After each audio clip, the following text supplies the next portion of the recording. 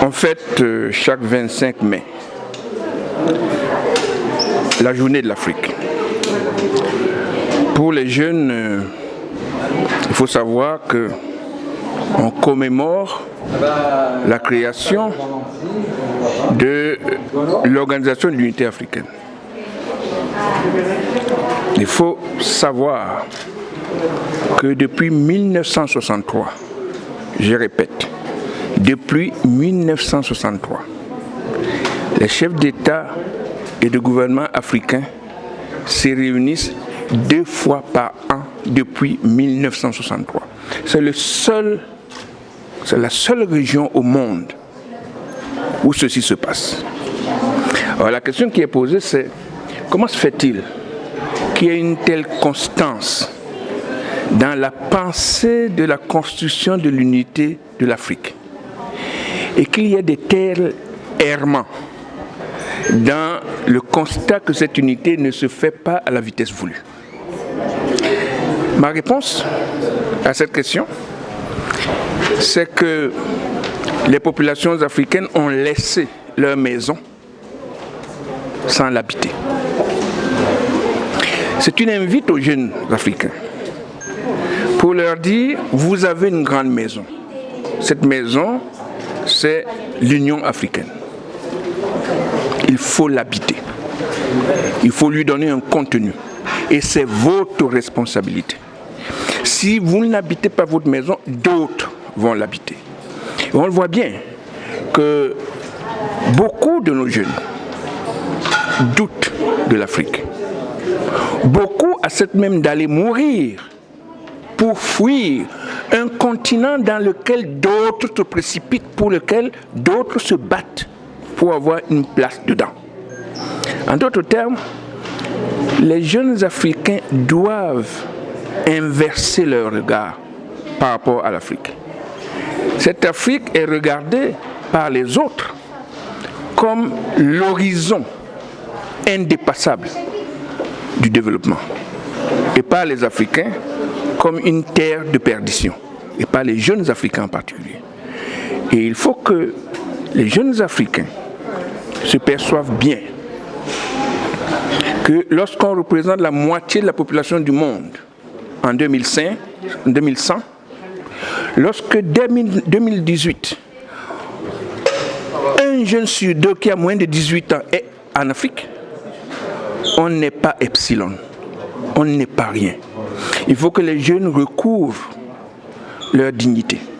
Il faut que les jeunes retrouvent leur fierté d'être africains. Mais pour ça, il faut qu'ils retrouvent leur culture, qu'ils la respectent, qu'ils la redécouvrent et qu'ils la revendiquent.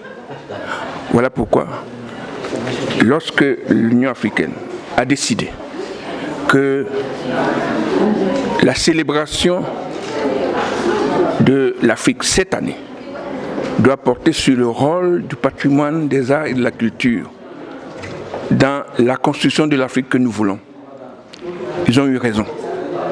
Mais un slogan est un slogan. L'habiter est autre chose. Nous sommes ici pour inviter les jeunes d'Afrique à habiter ce slogan. Je vous renvoie au discours tenu par Sa Majesté le Roi du Maroc lorsque le Maroc a repris sa place au sein de l'Union africaine.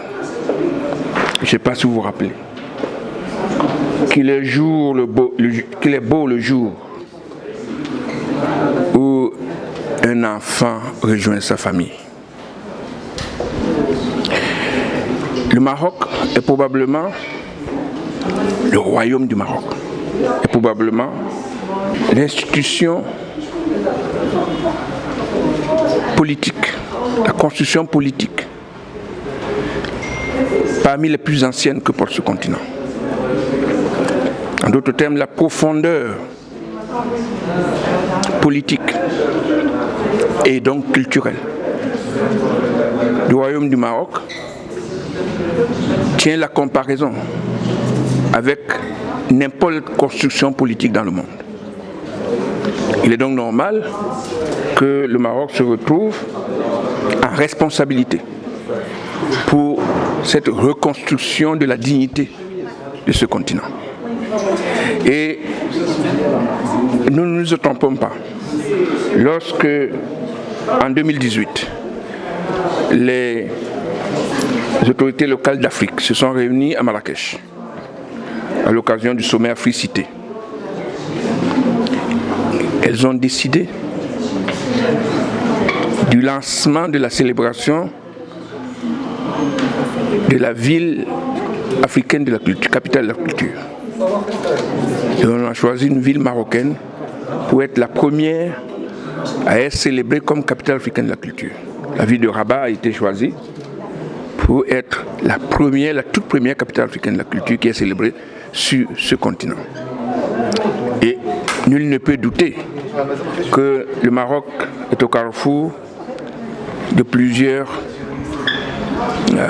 apports qui en font un lieu de synthèse. Et Senghor disait, le futur est dans la synthèse et dans le métissage.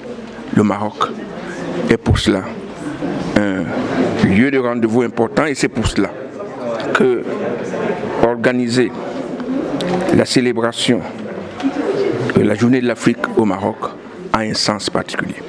Donc l'importance de cette journée, la journée d'Afrique, interpelle tous les Africains et non-africains à célébrer cette journée, chaque institution, de par sa responsabilité, de par sa mission. Et parmi les institutions stratégiques qui doivent effectivement échanger, partager et lancer des réflexions, que ce soit des réflexions purement scientifiques ou bien des réflexions d'ordre stratégique, d'ordre économique et d'ordre qui peuvent nous aider à discuter et trouver des solutions par rapport aux problématiques posées.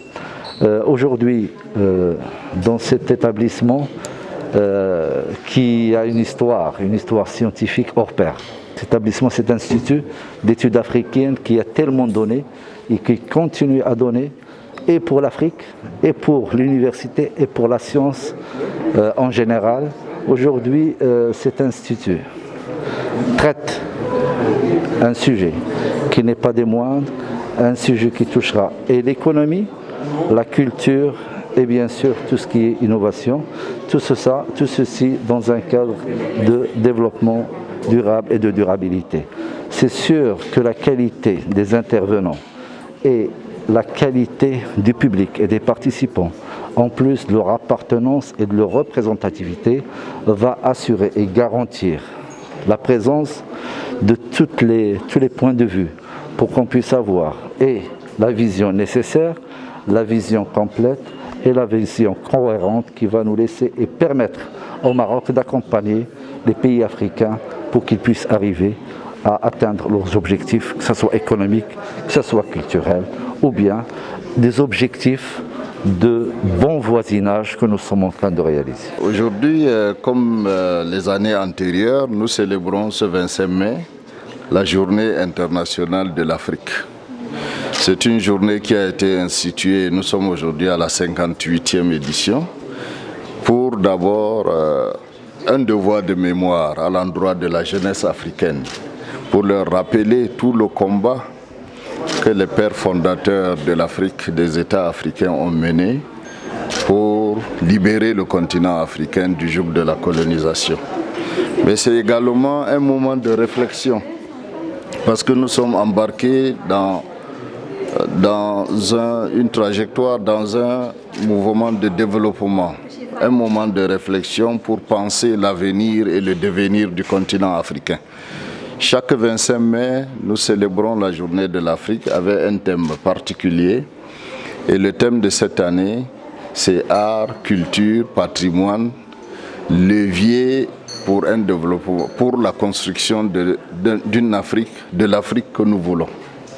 Et aujourd'hui, à l'Institut des études africaines, nous célébrons la journée avec pour thème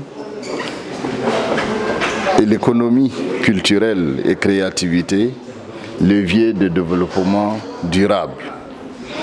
Nous sommes des Africains, nous sommes issus de cultures, de populations, de cultures, de civilisations diverses.